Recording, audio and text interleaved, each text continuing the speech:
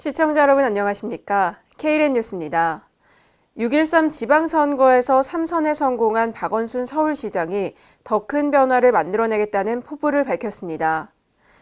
이번 지방선거에서 박 시장은 52.8%의 득표를 얻어 2위 자유한국당 김문수 후보와 바른미래당 안철수 후보를 30%포인트가량 앞섰습니다. 박원순 시장은 압도적 지지를 받았기에 책임감도 더 커진다며 기존 제도나 관행에 얽매이지 않는 혁명적인 자세를 갖고 시정 운영에 임하겠다고 말했습니다. 사상 처음 서울시장 3선에 성공한 박 시장은 2022년 6월까지 서울시를 이끌게 됩니다. 대구시는 한국자원봉사의 해를 맞아 안전한 도시 만들기 프로젝트를 진행합니다. 그 일환으로 지난 14일 대구 도시철도공사 강당에서 일본 MPO 마츠커뮤니케이션 대표를 초청해 특강을 개최했는데요. 이번 특강은 대구시 자원봉사센터와 재난구조 자원봉사단 등 250여 명을 대상으로 실시됐습니다. 특강을 통해 주민들의 자발적이고 체계적인 자원봉사활동 기법과 사례 등을 공유했습니다. 이번 6.13 지방선거에서 61.15%의 지지율로 충북 첫 3선 도지사에 당선된 이시종 충북지사가 업무에 복귀 해 정부 예산 확보에 나섭니다. 이 지사는 지난 14일 충북도청에서 기자들과 만나 선거운동 때문에 도정 공백이 길었다며 15일부터 당장 정부에 찾아가 내년도 국비 확보전에 나설 것이라고 밝혔습니다. 또 자신의 제1공약이었던 강원, 충청, 호남을 잇는 교통망 구축에 대해서 청와대 쪽과는 이미 이야기가 됐다며 세부 사업이 국가균형발전 5개년 계획에 들어가면 예산 확보를 거쳐 사업을 시작할 것이라고 말했습니다. 국내 최대 규모의 마이스 산업 전시박람회 코리아 마이스 엑스포가 오늘까지 인천 송도 컨벤시아에서 개최됩니다. 올해로 19회째를 맞는 이번 행사에서는 350여 개 마이스 관련 기관 및 업체가 참가합니다. 또 역대 최대 규모인 32개국 255명의 국내외 바이어가 참가해 전시회 및 비즈니스 상담회도 열리는데요. 인천시 관계자는 이번 행사를 통해 참석자들에게 비즈니스를 제공하고 마이스 분야의 전문 지식을 교류하는 자리가 되길 바란다고 말했습니다. 앞으로 서울 시민들은 주차 위반 과태료 고지서를 종이 대신 모바일로 받을 수 있게 됩니다. 서울시는 현재 우편으로 발송되는 불법 주정차 과태료 종이 고지서를 올 하반기부터 모바일 메신저 기반의 디지털 체계로 변환한다고 밝혔습니다. 서울시는 이렇게 과태료 통지서를 전자화하면 약 56억 원의 우편 발송 비용을 줄이는 것은 물론 5배송으로 인한 과태료 가산금과 차량 압류 등 불이익이 감소할 것으로 기대하고 있습니다. 또 과태료 확정 후 일주일 정도 걸리던 고지사항 송달이 즉시 이뤄져 바로 열람에 납부까지 할 수 있게 됩니다. 2018년 제1차 충북 여성고용대책위원회가 지난 7일 충북도청 소회의실에서 개최됐습니다. 이날 회의에서 대전시는 대전에 입지가 확정된 국방신뢰성 시험센터의 추진 상황을 발표했습니다. 또 안산 첨단 국방산업단지 조성 등 국방산업 활성화를 위한 다양한 계획을 밝히고 자문을 구했는데요. 대전시 관계자는 국방산업은 중장기 계획을 세워서 연속성 있게 추진해야 한다며 국방산업을 바탕으로 대전이 국방 허브 도시로 성장, 발전할 수 있도록 노력하겠다고 말했습니다. 인천광역시가 추진하고 있는 추억의 이발소 경영 활성화 프로젝트가 성과를 거두고 있습니다. 인천광역시는 시대적 변화를 수용하지 못해 감소 추세에 있는 이발소를 가고 싶은 이발소로 육성하고자 이용업소 경영 활성화 프로젝트 사업을 추진하고 있습니다. 지난 2013년도부터 5년간 총 32개의 이발소가 이 사업에 참여했는데요.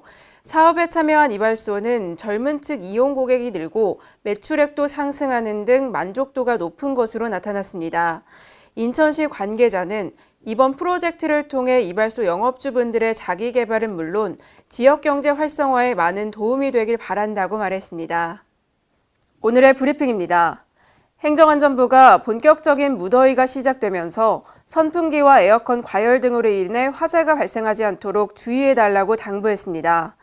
최근 5년간 선풍기와 에어컨 관련 화재는 총 1,523건으로 76명의 사상자가 발생했는데요. 선풍기와 에어컨 관련 화재는 8월까지 지속적으로 증가하는 것으로 나타났습니다. 행정안전부 관계자는 냉방용품을 사용하기 전에 먼지를 충분히 제거해 화재가 발생하지 않도록 주의해야 한다고 말했습니다. 제주도가 주민들의 다양한 복지 수요에 대응하기 위해 복지 정책을 발굴합니다. 이를 위해 제주도는 주민들이 원하는 복지 수요를 보다 정확하게 파악하고자 지난 4월과 5월 동안 도내 1,000가구를 대상으로 지역 주민 욕구 조사를 진행했습니다. 이 조사를 통해 도 전체 주민의 공통된 욕구를 일목요연하게 확인할 수 있어서 조사 결과의 실용성과 활용성이 높을 것으로 기대하고 있습니다. 울산시가 중소기업 경쟁력 향상을 통해 지역 일자리를 창출하고 기업 매출을 키우기 위한 지역 특화 산업 육성, 기업 지원 사업을 추진합니다. 수혜 기업들은 최대 3천만 원 한도 내에서 기술 지원 및 사업화 지원 등을 원하는 시기에 받을 수 있습니다. 울산시 관계자는 2018년도 기업 지원을 통해 울산 지역 경제가 활성화되길 바란다고 말했습니다. 광주광역시는 시민과 함께 만든 2030년 광주 도시 기본계획에서 제시한 도시 미래상 실현에 나섭니다. 이를 위해 광주시는 광주광역시 지구단위 계획 수립 지침을 마련해 다음 달 1일부터 시행하는데요. 이번 지침은 지속 가능한 도시 관리를 추구하고자 마련됐습니다. 광주시 관계자는 이번 지침 시행을 계기로 2030년 도시 기본계획에서 제시한 미래상을 실현하고 도시의 품격이 한 단계 성숙하길 기대한다고 말했습니다. 경기 시흥시의 공간 공유 플랫폼 공간바라지가 최근 홈페이지를 새롭게 개편했습니다. 이번 개편으로 그동안 이원화된 예약 시스템의 구조를 통합하고 통계 기능을 추가해 이용자의 데이터 등을 분석, 공간 정책 수립 기반을 구축했습니다.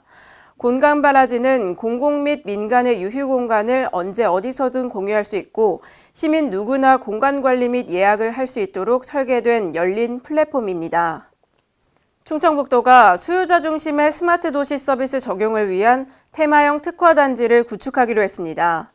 충북은 국토교통부에서 주관하는 2018년 스마트시티 테마형 특화단지 마스터플랜 지원사업 대상지로 최종 선정돼 국비 2억 2,500만 원과 컨설팅을 제공받게 됐습니다. 충북과 더불어 대전시와 경기 부천시, 경남 김해시 등 4곳이 선정됐으며 플랜 수립 과정에 지역 주민들이 직접 참여해 체감도가 높은 서비스를 추진합니다. 부산시가 거리의 노숙인의 자립 지원을 위해 2018 노숙인 희망 일자리 사업을 추진합니다.